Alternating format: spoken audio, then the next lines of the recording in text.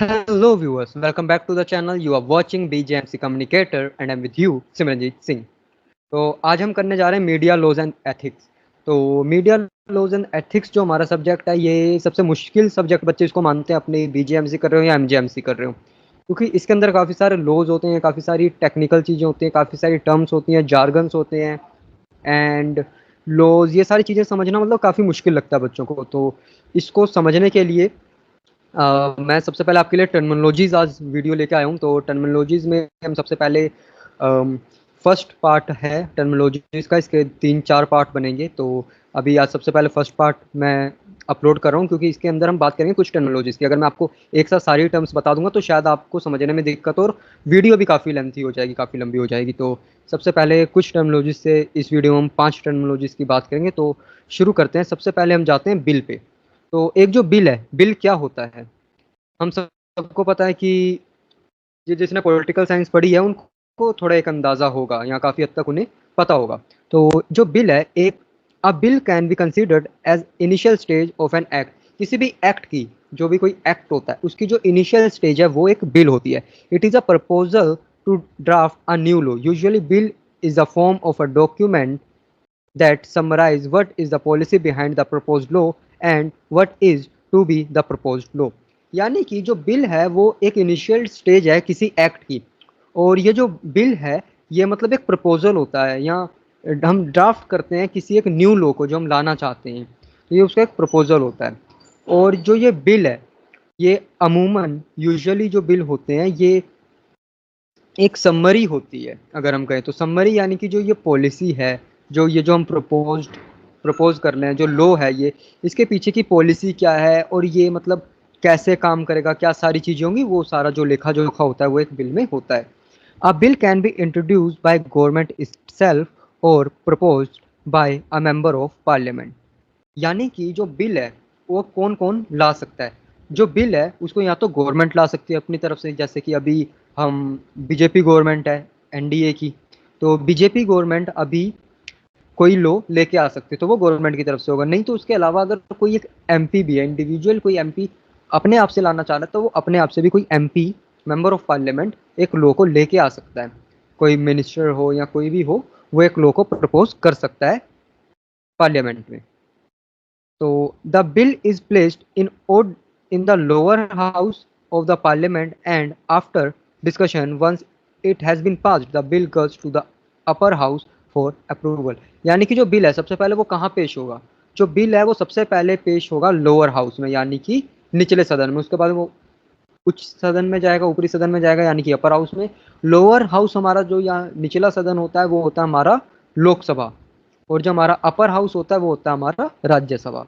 ठीक है, तो ये चीज़ आप याद रखिएगा। उसके बाद में एक बार जब बिल है वो दोनों हाउसेज में, लोअर हाउस और अपर हाउस में पास हो जाता है, उसके बाद में फिर वो प्रेसिडेंट के पास भेजा जाता है, प्रेसिडेंट के अप्रूवल के लिए, जो कि फाइनल अप्रूवल होता है। तो एक और है, अगर हम बात करें कि बिल सबसे पहले लोअर हाउस में पेश किया जाएगा, उसके बाद में अपर हाउस में। जब दोनों में से पास हो जाएंगे, अगर किसी एक में भी वो बिल पास नहीं होता है, जैसे अगर लोअर में से ही जा रहा है अपर में गया, फिर अगर वहां पे पास नहीं होता तो फिर वो बिल दोबारा से लाना पड़ेगा। Finally a bill becomes a law of the land when it has been passed by the parliament and also got assent of the president. यानी कि एक बार अगर प्रेसिडेंट ने हामी भर दी, दोनों सदनों ने हामी भर दी, तो फिर वो बिल बन गया। लेकिन ये जो लास्ट पॉइंट है ये आपको याद रखना है कि not all bills become act, some bills do lapse and need to be reintroduce. यानी कि ऐसा नहीं है जो भी बिल सदन में आ रहा है वो एक्ट बन ही जाए। एक बिल गिर भी सकता है, गिरने के बाद में वो बिल को दोबारा लाना पड़ेगा, री इंट्रोड्यूस करना पड़ेगा। ठीक है, तो ये बिल कब गिरता है, जैसे कि मान लो किसी सदन में अप्रूव नहीं हुआ है ना, वहाँ पे लैप्स हो गया, या फिर कभी कभी क्या होता है, जो हमारे राष्ट्रपति हैं, राष्ट्रपति क्या करते हैं, राष्ट्रपति को अगर लगता है कि हाँ बिल में कुछ कमी है, कुछ समस्या है ना, तो वो उसको दोबारा से विचार विमर्श के लिए भेज देते हैं। तो जब वो दोबारा आता है तो फिर दोबारा से अगर कुछ कमियां, जो भी सजेशंस वो देते हैं, तो सजेशन बिल में ऐड होते हैं, फिर वो उसको दोबारा से रीइंट्रोड्यूस किया जाता है। अब हम आते हैं एक्ट पे। एक्ट क्या है, अभी हमने बिल की बात की कि बिल क्या होता है, अब हम आएंगे एक्ट क्या है। एक्ट वही है, अगर एक बिल जब पास हो गया लेजिस्लेचर के द्वारा, उसके बाद में प्रेसिडेंट के पास चला गया या फिर गवर्नर के पास चला गया, और फिर उन्होंने भी अप्रूवल दे दिया, तो फिर उसके बाद में वो एक एक्ट बन जाता है। तो वही पूरा प्रोसेस है, सबसे पहले सदनों में होगा, उसके बाद प्रेसिडेंट के पास जाएगा, उसके बाद में पास हो गया तो फिर वो एक्ट बन जाएगा। यहाँ पे गवर्नर भी एक लिखा हुआ है, अब आप ये गवर्नर देखेंगे और यहाँ पे स्टेट देखेंगे, है ना। प्रेसिडेंट सेंट्रल लॉज पास करेगा, जो गवर्नर है वो स्टेट लॉज पास करेंगे, सेंट्रल लॉज प्रेसिडेंट के और स्टेट लॉज गवर्नर के। ठीक है। तो अगर किसी विधानसभा में, जब है किसी राज्य की विधानसभा में जब कोई बिल ला रहे हैं और उसको गवर्नर पास करता है, तो गवर्नर ने जब बिल पास कर दिया, साइन कर दिए, तो फिर वो एक एक्ट बन गया। ठीक है। अब लॉ होता क्या है?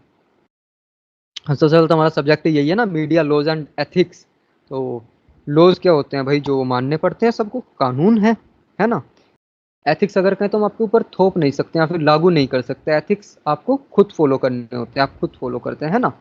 तो लॉ के ऊपर हम आते हैं, तो लॉ क्या है? The term law is general refer to the set of regulations और रूल्स टू बी फॉलोड।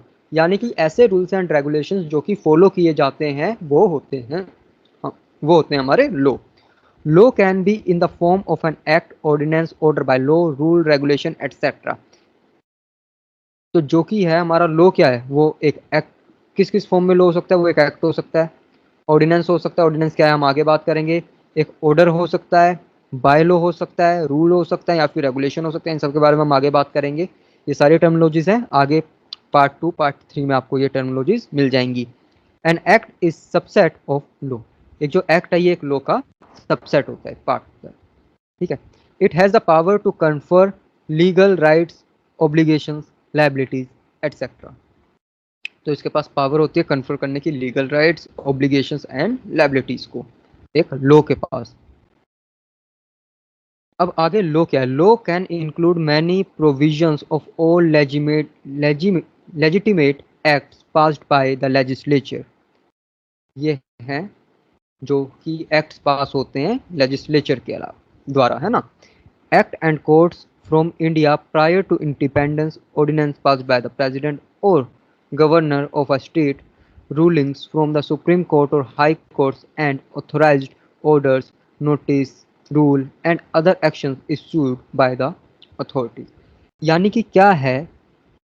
अब जो है हमारे लोग होते क्या है? जैसे मान लो कोई ऑर्डिनेंस, ऑर्डिनेंस के बारे में आगे बात करेंगे। ये होता है जैसे विशेष सत्र बुला के, स्पेशल सेशन बुला के कोई कानून बनाते हैं, जो भी है वो जब पास करते हैं, जब संसद नहीं चल रही होती है उस समय जब बुलाते हैं, तो वो एक ऑर्डिनेंस होता है।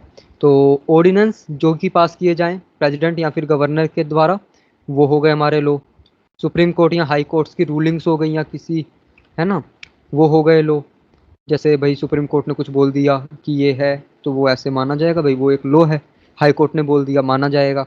या फिर किसी अथॉरिटी के कोई ऑर्डर्स हैं, है ना, या फिर कोई नोटिस हैं, कोई रूल्स हैं, है ना, या फिर कोई भी एक्शंस हैं जो किसी गवर्नमेंट अथॉरिटी ने इशू किए हैं, वो सारे आपके लॉ होते हैं जो कि आपको मानने पड़ते हैं। Next is ordinance. अभी हम पीछे ऑर्डिनेंस की बात करें तो ऑर्डिनेंस क्या होता है? तो ऑर्डिनेंस है, ordinances are temporary laws that are circulated by the president of India on the recommendation of union cabinet. Ordinance जो है वो टेम्परेरी लॉ होते हैं, ये परमानेंट नहीं होते, टेम्परेरी होते हैं, याद रखिएगा। ये जो टर्म लिखी हुई है, ऑर्डिनेंसेस आर टेम्परेरी लॉज, ये टेम्परेरी लॉज जो है ये याद रखिएगा। ये जो है ये प्रेसिडेंट सर्कुलेट करते हैं, रेकमेंड करता है जब हमारी union cabinet. They can only be delivered when the parliament is not in session. यही बात मैंने अभी कही थी, जब पार्लियामेंट सेशन नहीं होता है, संसद का कोई सत्र नहीं चल रहा होता है, जब इन्हें लाया जाता है तब डिलीवर किया जाता है। They enable the Indian government to take immediate legislative action. These are valid for a period of 6 month. यानी कि जो ये हमारे ऑर्डिनेंस है, ये इनेबल करता है हमारी जो इंडियन गवर्नमेंट है उसको इमीडिएटली अगर कोई लेजिस्लेटिव एक्शन लेना है, तो उसके लिए गवर्नमेंट जो है वो एक तरीके से सक्षम हो जाती है। क्योंकि जैसे मान लीजिए कि अभी संसद का कोई सत्र नहीं चल रहा है और कुछ गवर्नमेंट को कुछ करना है ना, कुछ काम करना है, तो उसके लिए अगर कोई लॉ बनाना है, तो संसद का सत्र जब तक आएगा, जब तक काफ़ी समय रहेगा, तो वो समय वेस्ट ना, उसके लिए स्पेशल सेशन बुला के आप ऑर्डिनेंस जो है वो पास करा लेते हैं। और ये वैलिड रहता है सिर्फ 6 मंथ के पीरियड के लिए। 6 मंथ के पीरियड के लिए ये वैलिड रहता है, क्योंकि उसके बाद में जब सेशन हो जाता है, सेशन में आपको ये पास करना पड़ता है। सेशन में जब आपने दोनों सदनों में पास करवा लिया तब ये एक लॉ एक्ट बन जाता है। Article 123 of Indian constitution gives the president ordinance making power. Article 123, article याद रखिएगा, आर्टिकल है 123 जो इंडियन कॉन्स्टिट्यूशन में है, ये प्रेसिडेंट को पावर देता है ऑर्डिनेंस मेक करने की। तो प्रेसिडेंट को ऑर्डिनेंस मेकिंग पावर मिलती है आर्टिकल 123 ऑफ इंडियन कॉन्स्टिट्यूशन से। Now there are occasions when an emergency requires the creation of legislation, यानी कि एक act, when the union's legislature is not in session. In certain situations, the government forwards a proposal to the governor or president, and upon their approval, it becomes an ordinance. तो ये पूरा procedure हो गया जो हमने बात की थी, उसी को दूसरे वर्ड्स में लिखा हुआ है। An ordinance is equivalent to an act in legal terms. तो ये एक बहुत बड़ी बात है, जो ऑर्डिनेंस है वो इक्वल होता है किसी भी एक्ट के लीगल टर्म्स में, ठीक है। तो ऑर्डिनेंस और एक्ट एकदम बराबर हैं। It may be viewed as a provisional legislation that will remain in effect until its expiration, repeal और लेजिस्लेचर अप्रूव। तो ये जो है इसको देखा जाता है प्रोविजनल लेजिस्लेशन के रूप में, और ये तब तक इफेक्ट में रहता है जब तक ये एक्सपायर ना हो जाए, यानी कि 6 महीने के टाइम के लिए, 6 महीने के टाइम पीरियड के लिए, या फिर रिपील ना हो जाए, या फिर लेजिस्लेटिव अप्रूवल इसे ना मिल जाए। नेक्स्ट अब हम आएंगे रेगुलेशंस पे। उससे पहले हमने बात की है अभी तक हमारी बिल की, आई होप आपको बिल समझ आ गए होंगे। फिर हमने बात की एक्ट की, फिर हमने किया लॉ, उसके बाद हमने अभी किया ऑर्डिनेंस, एंड अब हम आए हैं रेगुलेशंस पे, जो कि हमारा ये लास्ट टॉपिक है। रेगुलेशंस क्या है? रेगुलेशंस क्या होती हैं? जो आप किस चीज़ को रेगुलेट करते हो, है ना, कुछ जो पाबंदियां एक तरीके से कहूँ तो, है ना, लगाई होती हैं, है ना, किस चीज़ को सीमित करने के लिए जो होती हैं। तो regulations have a force of a law as these are the orders passed by executive authority on the conduct of any legislation. तो रेगुलेशंस क्या है? ये एक फोर्स ऑफ लॉ है। जब आप लॉ लगाते हैं, लॉ को फोर्स करते हैं किसी भी एग्जीक्यूटिव अथॉरिटी के द्वारा, the act serve as their foundation. तो जो एक्ट होते हैं वो रेगुलेशन के फाउंडेशन के रूप में काम करते हैं। There may be more than one set of regulations because they are passed for the purpose of applying the act. यानी कि रेगुलेशन जो है उन्हें अप्लाई किया जाता है ताकि एक्ट को अप्लाई किया जा सके। तो उनका जो पर्पज है वो है एक्ट को अप्लाई करवाना। In order for regulation to be enforced, they must be published in the official gazette and not be approved by the House of Parliament. तो ये जो regulations हैं ये आपको पार्लियामेंट के हाउसेस से अप्रूव नहीं करवानी, आप ये गजट में किसी ऑफिशियल जो कागज होते हैं, दस्तावेज होते हैं, उनके अंदर रेगुलेशंस लिखी होनी चाहिए। अगर भाई कोई भी आप देखो, कोई भी एक्ट है, कोई भी कानून है, उसके साथ कुछ रेगुलेशंस तो होती हैं ना, है ना। अब जैसे है भाई, आपको ये काम नहीं करना है, अगर आप करोगे तो आपको सजा होगी भाई, यही बात होती है ना। The regulations that are The regulations that are passed serve as a complement to the Act, which is the main law, and are responsible for enforcing the laws. तो जो regulations हैं वो पास की जाती हैं सर्व करने के लिए, कॉम्प्लीमेंट करने के लिए किसी एक्ट को, जो कि मेन लॉ होता है ना, और ये रिस्पॉन्सिबल होती है लॉ को एनफोर्स करने के लिए। ठीक है, तो आई होप आपको ये जो रेगुलेशंस हैं ये भी समझ में आ गई होंगी। अब हम अगली वीडियो में और टर्म्स लेके आएंगे। तो थैंक्स फॉर वॉचिंग। अगर अभी भी आपको किसी टर्म में कोई डाउट है तो आप मुझे कमेंट कर सकते हैं, आप मुझे मेल कर सकते हैं, आप हमें इंस्टाग्राम पे पूछ सकते हैं। हमारी ईमेल आईडी है communicatewithcommunicator@gmail.com। हमारी इंस्टा आईडी है bjmc_communicator।